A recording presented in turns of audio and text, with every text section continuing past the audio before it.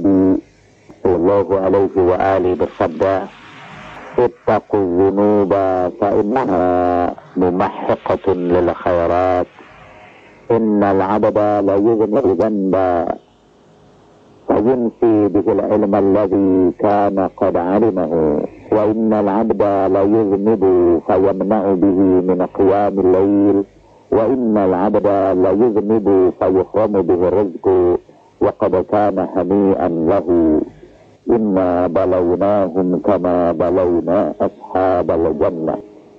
Nabi Sallallahu Alaihi Wasallam bersabda, peliharalah dirimu untuk tidak jatuh kepada dosa, karena dosa itu bisa menghalangi dan menghilangkan kebaikan dalam kehidupan kamu. Ada seorang hamba berdosa, kemudian karena dosanya Allah lupakan ilmu yang sudah dia pelajari. Ada lagi hamba yang berdosa, lalu Allah halang-halangi dia karena dosanya untuk dapat melakukan salat malam. Ada seorang hamba berdosa dan karena dosanya rezeki ditahan dari dia, padahal rezeki itu sudah dipersiapkan baginya. Kemudian Rasulullah Shallallahu Alaihi Wasallam membaca ayat di dalam surat Al-Qalam, surat ke-68, mulai ayat 17 sampai selanjutnya. Kita akan membicarakan rangkuman ayat-ayat ini, dan ayat-ayat ini terdapat pada juz terakhir di dalam ayat Al-Quran, ayat yang ditunjuk oleh Rasulullah Shallallahu Alaihi Wasallam itu. Tetapi sebelum sampai ke situ, saya ingin menegaskan kembali apa yang disampaikan oleh junjungan kita Rasulullah Shallallahu Alaihi Wasallam. Menurut beliau, setiap kali kita berbuat dosa, kita akan memperoleh akibat yang buruk dari perbuatan dosa kita.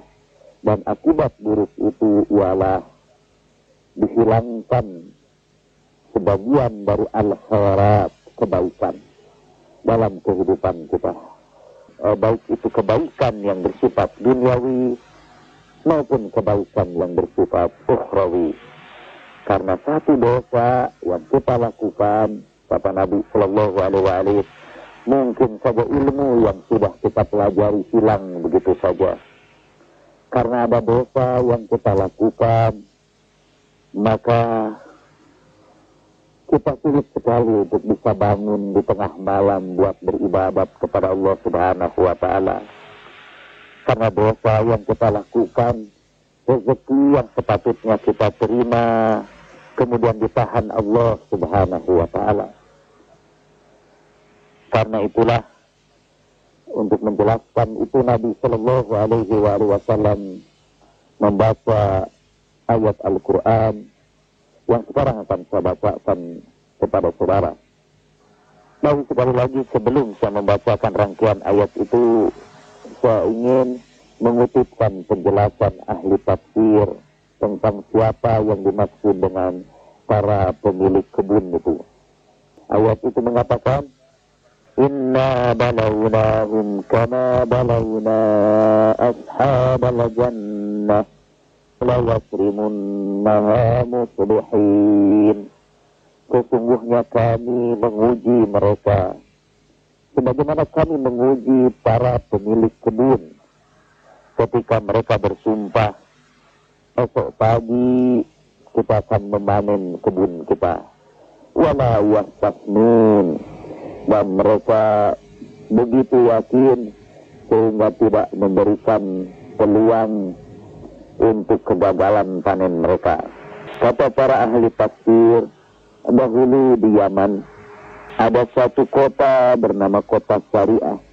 Kota itu terletak 12 mil dari kota Yaman, dan di situ pernah hidup seorang pemilik kebun yang berhati baik.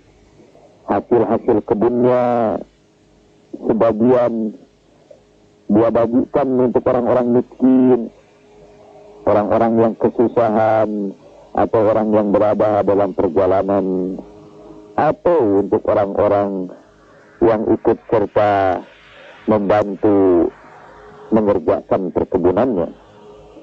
Kemudian orang baik itu meninggal dunia, dia punya 3 orang ahli waris.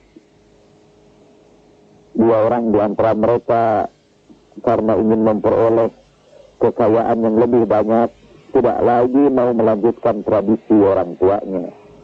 Mereka ingin memakan sendiri hasil perkebunannya dan menjualnya untuk menambah kekayaan mereka.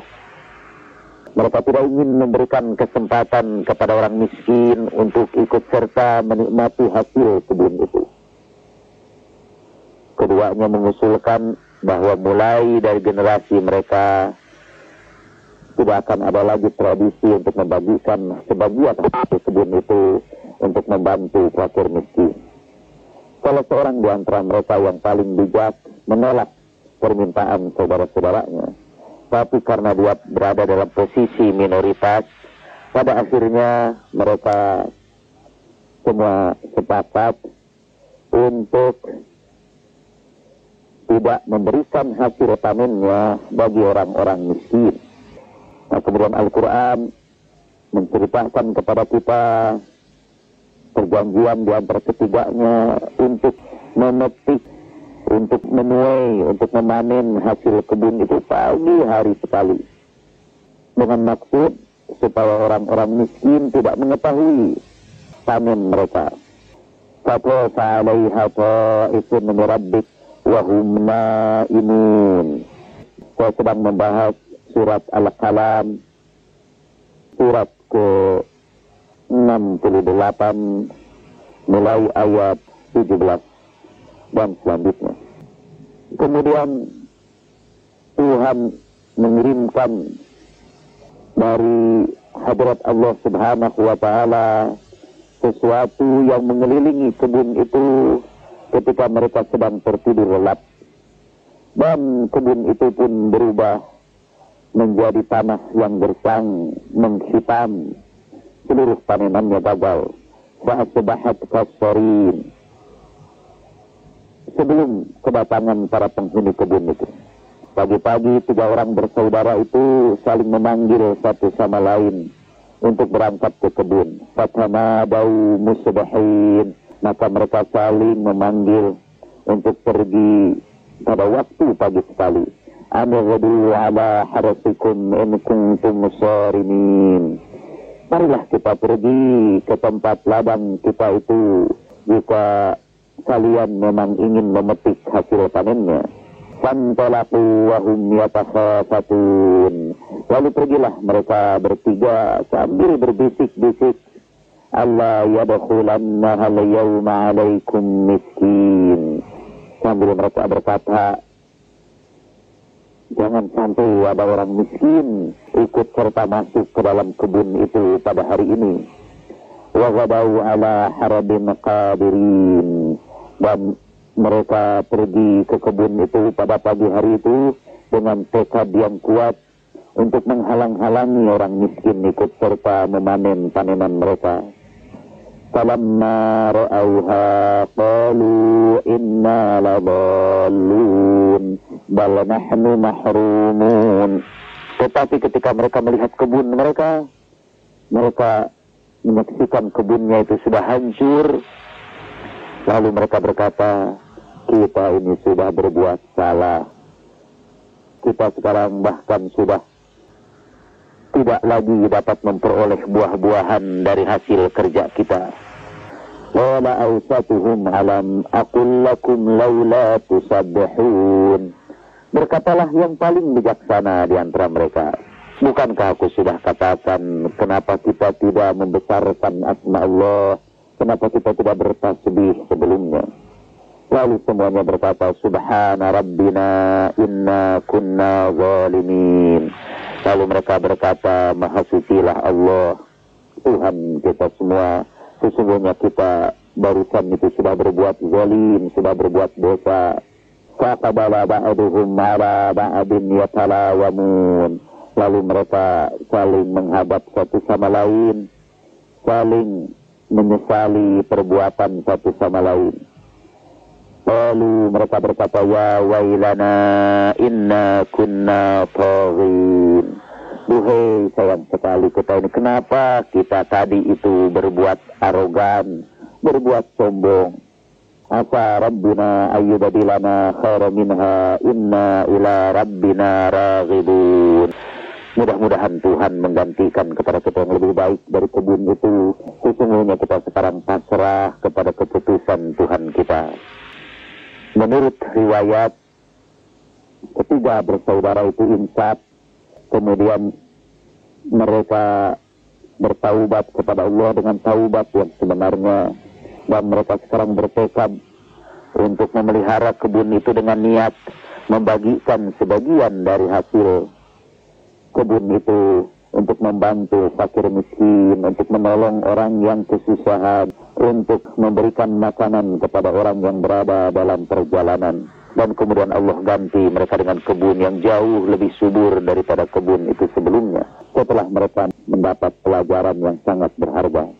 Pelajaran yang pertama seperti disebutkan di dalam ayat ini, yaitu dosa yang kita lakukan itu mempunyai akibat kepada dihilangkannya kebaikan berupa buah-buahan dari kebun itu.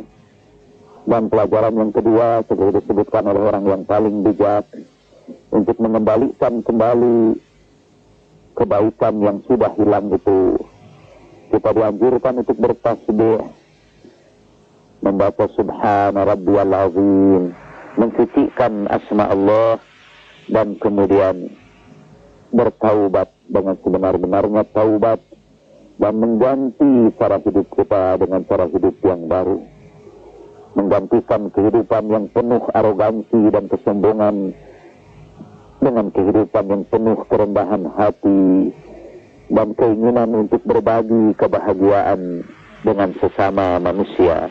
Hanya dengan cara itu, maka hukuman yang diakibatkan karena dosa-dosa kita dapat dilepaskan dari kehidupan kita.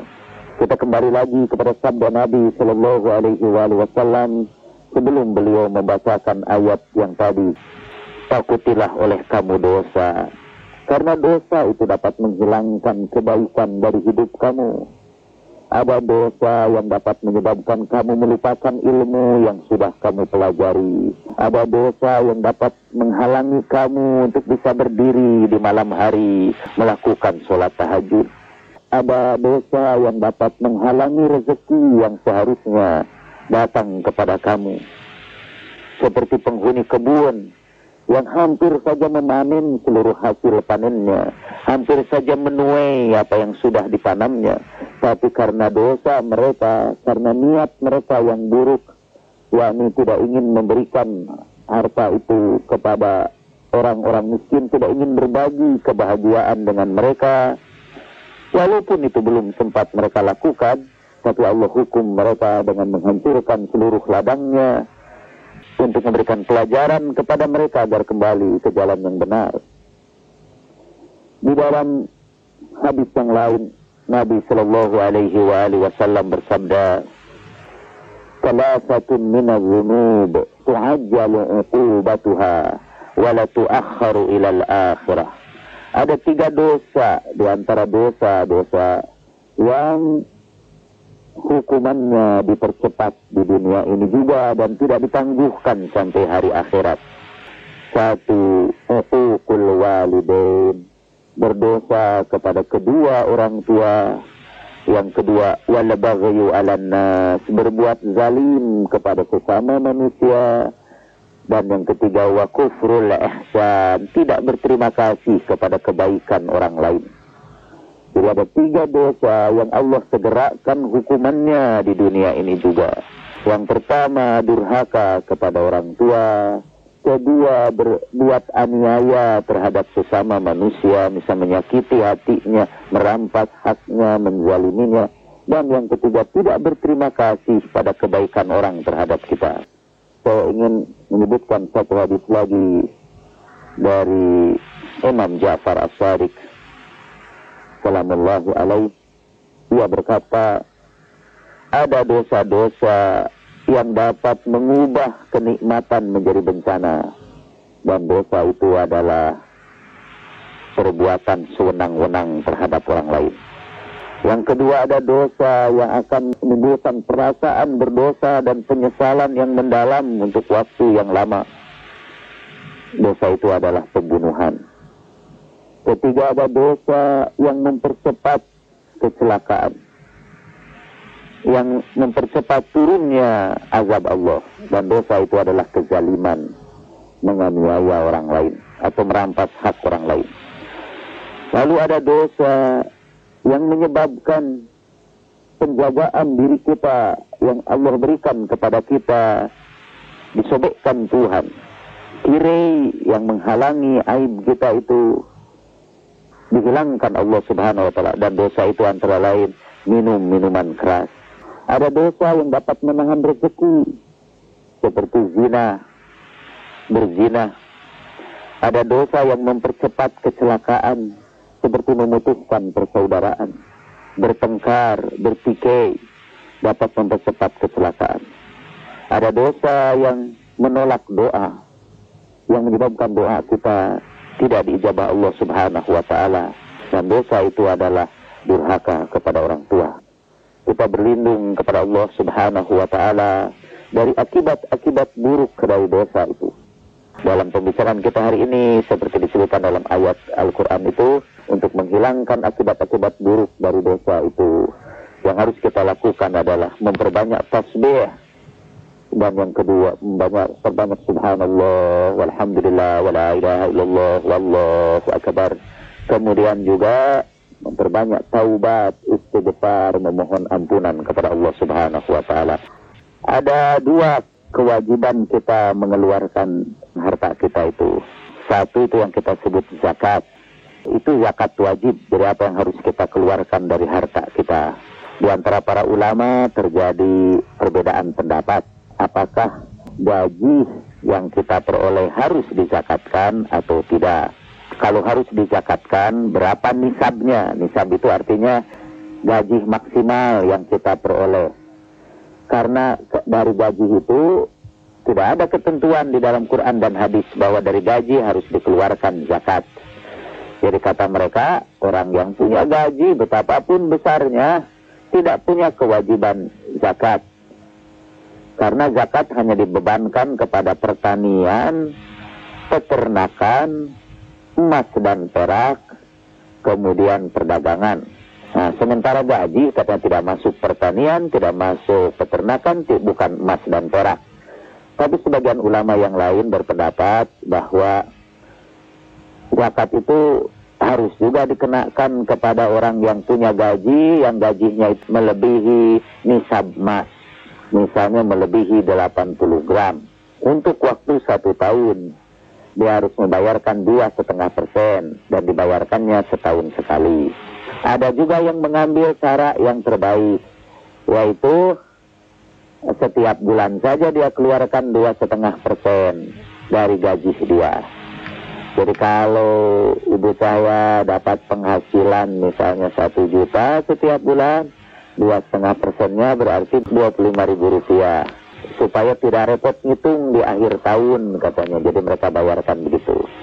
Tapi itu buat orang yang berhati-hati. Buat yang tidak berhati-hati, mereka berpendapat nggak usahlah dijakakan katanya gitu. Karena tidak ada ketentuannya juga dalam Quran dan hadis, kecuali kalau kita menggunakan kias.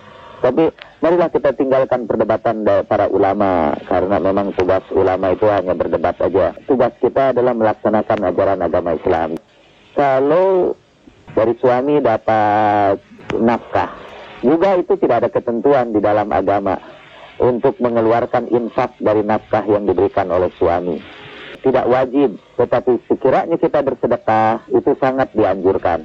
Dan untuk sedekah tidak ada ketentuan harus 2,5% atau berapa persen. Kita dapat mensedekahkannya kapan saja sesuai dengan keperluan orang yang memerlukannya. Karena itulah Nabi Shallallahu Alaihi Wasallam bersabda, di dalam harta kita ada kewajiban selain zakat. Inna fil mali haqqan siwa zakah. Yaitu misalnya untuk menolong orang yang mendapat kesusahan, untuk membantu orang yang meminta bantuan kepada kita. Nah itu wajib juga dikeluarkan, dan di situ tidak ada sekali lagi ketentuan berapa persen yang harus kita keluarkan. Tadi disebutkan ada sebagian dosa yang menghalangi kita untuk bisa salat malam, dan Nabi SAW tidak menyebutkan dosa apalah yang menyebabkan kita tidak bisa bangun untuk salat malam itu. Salah satu cara penyembuhnya tadi memperbanyak tasbih, membaca subhanallah walhamdulillah wala ilaha illallah wallahu akbar. Di dalam kitab tafsir juga disebutkan bahwa membaca subhanallah itu bukan saja akan melepaskan kita dari akibat dosa tadi, tetapi juga akan melindungi kita dari bencana-bencana. Di dalam hadis yang kita sempat saya baca akan disebutkan bahwa kadang-kadang orang mendapat kecelakaan karena dia lupa pada hari itu untuk mengisi hari itu dengan tasbih, dengan membaca subhanallah, alhamdulillah, wallahu akbar. Itu yang pertama. Yang kedua, disebutkan tadi, kita bertaubat, memohon ampunan kepada Allah Subhanahu wa taala, dan mohon agar Allah kembalikan lagi kepada kita kemampuan untuk bisa melakukan sholat malam. Dan yang dimaksudkan dengan orang diharamkan sholat malam itu tidak bisa saja sama sekali, walaupun kita merencanakan mau melakukan sholat malam, tidak bisa sama sekali. Kalau mungkin orang seperti saya ini Bu, mungkin tidak bisanya salat malam itu kadang-kadang saja, tapi bukan tidak bisa sama sekali untuk melakukan salat malam. Di bulan puasa ini kita semua insya Allah dapat melakukan salat tahajud sebelum sahur. Artinya alhamdulillah Tuhan lepaskan kita dari dosa yang menghalangi kita untuk bisa bangun pada waktu malam. Mungkin itu karena tasbih-tasbih, zikir-zikir yang kita kumandangkan di bulan Ramadan. Mungkin juga karena permohonan ampunan kita kepada Allah Subhanahu wa taala. Tapi walaupun demikian, marilah kita perbanyak tasbih dan istighfar kita. Kita bermohon mudah-mudahan kita lebih sering lagi dapat melakukan salat malam. Mudah-mudahan juga malah bisa setiap malam kita salat malam, walaupun hanya 2 rakaat saja sebelum azan subuh disampaikan. Sekali lagi, para tamu Allah yang maha pengasih di bulan yang mulia ini, kita berdoa mudah-mudahan Allah Subhanahu wa taala mengampuni dosa-dosa kita dan menghapuskan dari kita akibat-akibat dari dosa-dosa yang kita lakukan. Dan di antara amalan di bulan Ramadan yang dianjurkan untuk kita baca pada waktu subuh adalah mengucapkan tasbih. Saya hanya akan membacakan salah satu di antara tasbih ini untuk mengakhiri perbincangan kita sekarang.